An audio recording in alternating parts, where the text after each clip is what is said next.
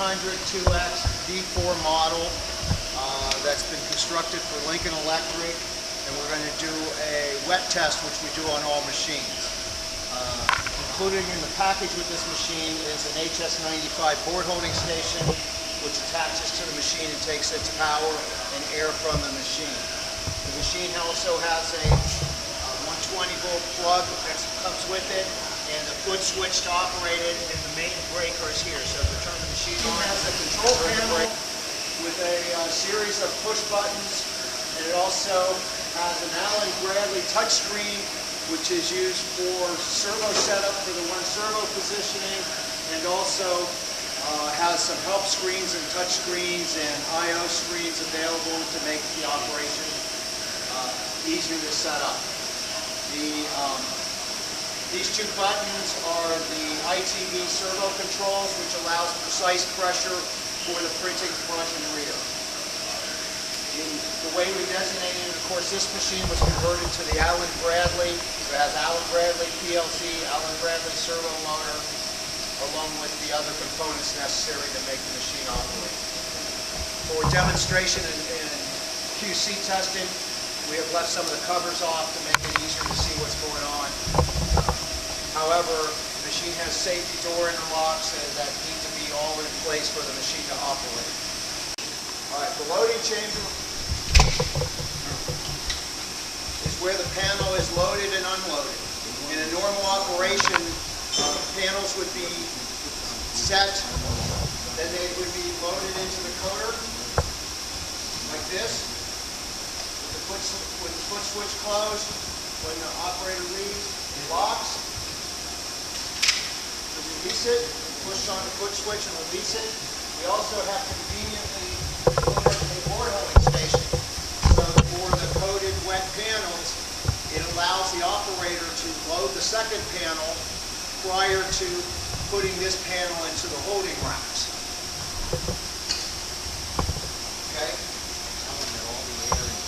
Panel goes like this. This machine has the pin sequence as specified by Lincoln. And so then you have the machine in operation. It has two basic methods of operation for this machine. One is manual, the other is an automatic mode. Manual means you can do one thing at a time, you can set it up, you can transfer the panels, you can do a lot of things manually. Automatic mode means it runs a predetermined cycle. In this case, like it will be a flood print cycle or a flood print cycle. So there's a series of pre-programmed cycles. So now we are going to set the machine up to run. So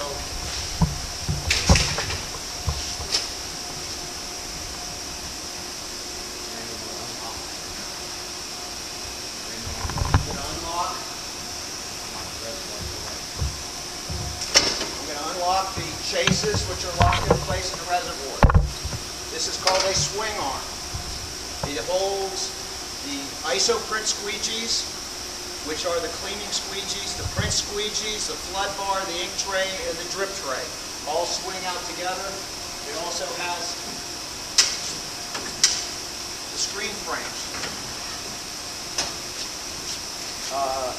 For testing purposes, we are using what are called self-tensioning screen frames. This machine is shipped with stretch and glue screen frames, which need to be stretched prior to arrival. For testing purposes, I'm using 86 mesh, and the mesh choice will give you the coating thickness that you require. So for your thickness, it will be probably either 86 or 110 mesh. Yeah, and I'm using tape here because we have a variety of different test panels. Normally this can be made as a permanent fixture, which is cleaner and easier to use, but for our QC testing, we tape it up because we have a variety of different sizes, and we only have 3 Lincoln Electric panels to work with. Okay? Okay, so the screen frames have a window. This is a flood screen coder. There is no dot patterns or patterns available. So what we do is we blank out the outside of the screens. And that allows you to handle the panel and put it into drying racks without making a mess. So the screen frames go in like this.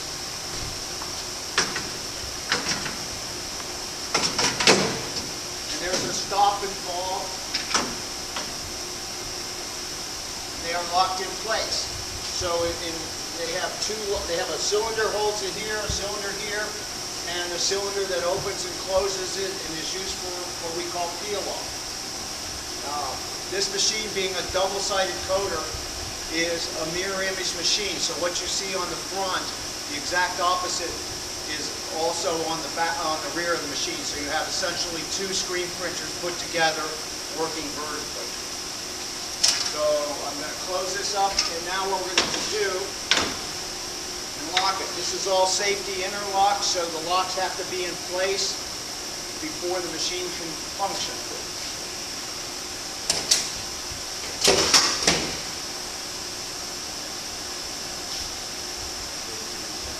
Okay, so I have some alarms because I've been involved with opening and closing it. We have a machine safety circuit on this machine. So I have to reset the safety circuit because I've opened the doors and I've removed some of the locks. And then I restart it. Have you noticed I am getting a clear loader light? And that is because I am in manual mode and the machine needs to have, before to operate and function, certain locks have to be locked in manual. One is the ink reservoir lock, which turns the alarm off, and then you lock the screen frames in place because the screen frames open and close and can cause a problem. So now what I want to do is check the window that we previously made. So I'm going to load, reset the machine, put the panel in place. I'm in manual mode, which tells me I'm in manual mode, also tells me I'm in manual mode here. And what I want to do is load a panel into it. Okay? So I've loaded a panel. The load button will go from the home position to the set point. If I need to change the set point, I can change the servo motor to change the set point. So if I want to unload, if I want to stop it, it goes from, it'll load until it hits the stop, the set point.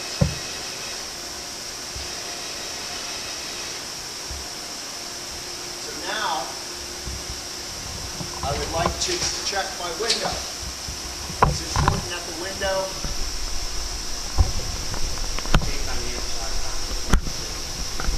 Is covering the area that I do not want to put solder mask on.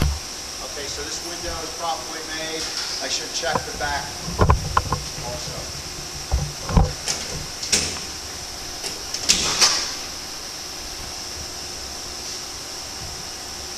Okay, because I've interlocked it, I have to clear it because I've opened the door. So now I would like to, we're going to put some ink in this thing and test it. I'm going to unload the panel, and I'm going to transfer the squeegee drive system up. Okay, this exposes, and of course for testing purposes we are using older pieces of equipment that we happen to have here. Sometimes takes about 1 kilo per sock.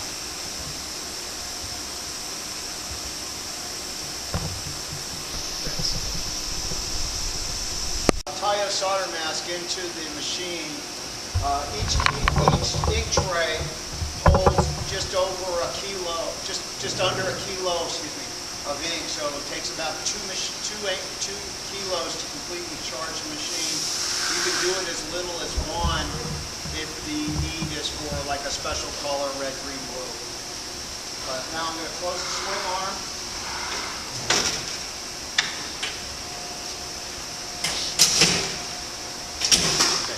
And again, once again, my interlock light was on because of being in there, so it requires a safety machine reset, which is I am pushing reset then start to allow the machine to go again. Also in the safety position, there is a button labeled stop, which is a pause switch, which will stop the machine at any given point for evaluation or for trouble or for whatever. And then by simply hitting start, the machine will continue on with the program. So I am going to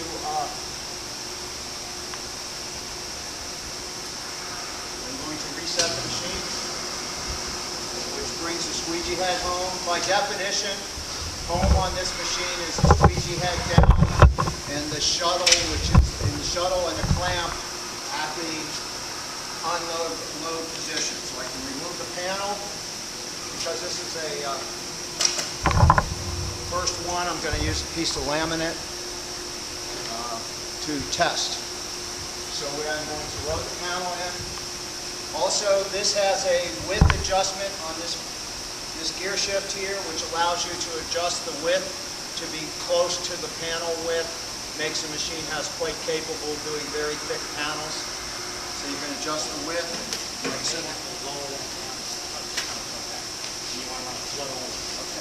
Yeah, so now I am going to switch from manual mode, which allowed me to do manual positionings and checking our alignments, to an automatic mode. Now prudence, because this is the first go-round, I'm going to switch it to flood. And action. Okay, this machine is designed so that when you change modes, you have to reset the machine with the master reset. So if you notice, there are two resets. There is a safety reset and there is a machine home reset. Okay.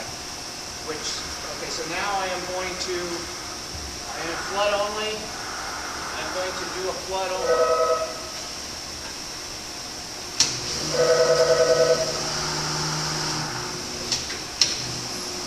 So this is the first operation for this machine.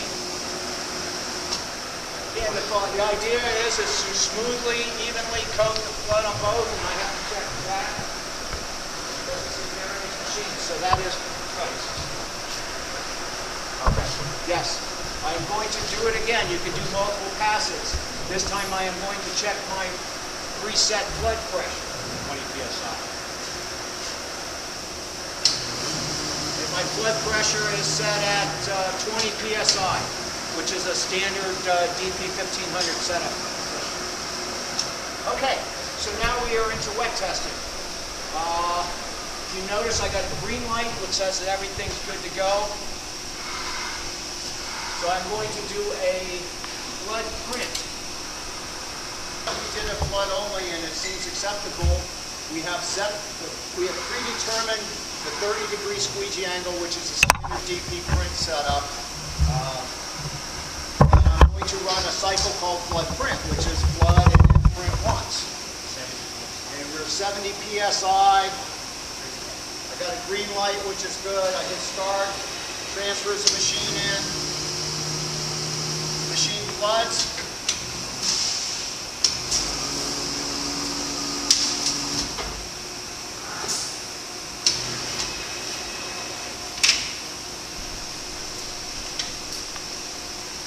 So that is a very acceptable coating. You have to overlook the dust because this is a factory environment, but the coating is very even front to back. The windows perfectly lined up, and no tape residues. This is good.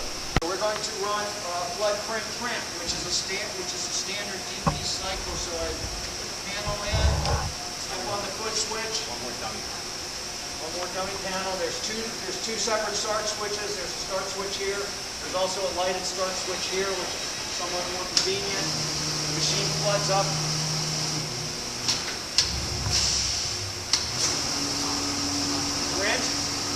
Then it transfers to the top without a flood, and then it prints again.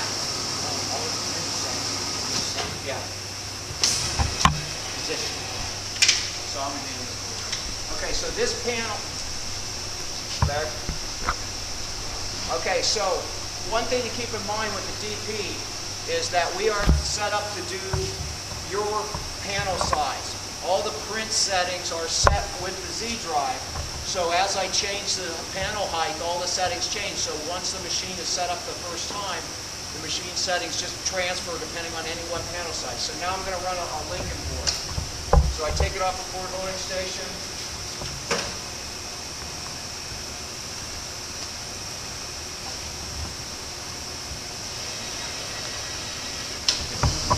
So you notice this panel is somewhat thinner than the other panel, but it doesn't really matter to the machine. The width doesn't make any difference. strictly panel height and window defined.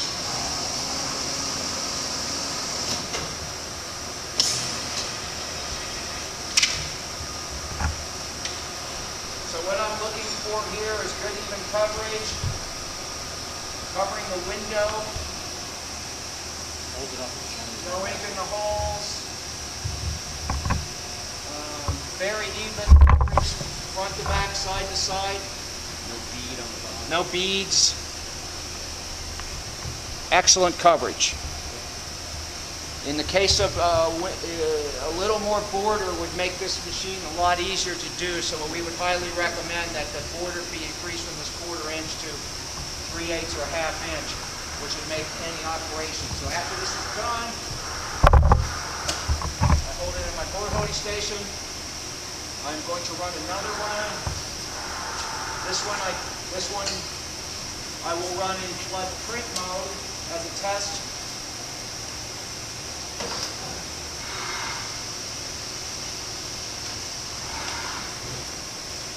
Just that easy. The green light goes, tells me I'm good to go. I've switched modes back to one flood, one print.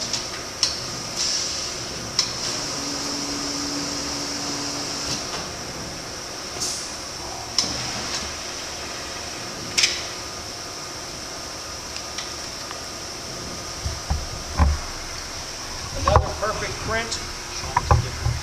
Yeah, okay, yes. And if you notice, I am switching from one panel type to another panel type without any adjustments, any changes to the machine. This is a machine that is a very capable coder, thick, thin, whatever, it doesn't matter. So once again, I'll go back to flood print, just test mode.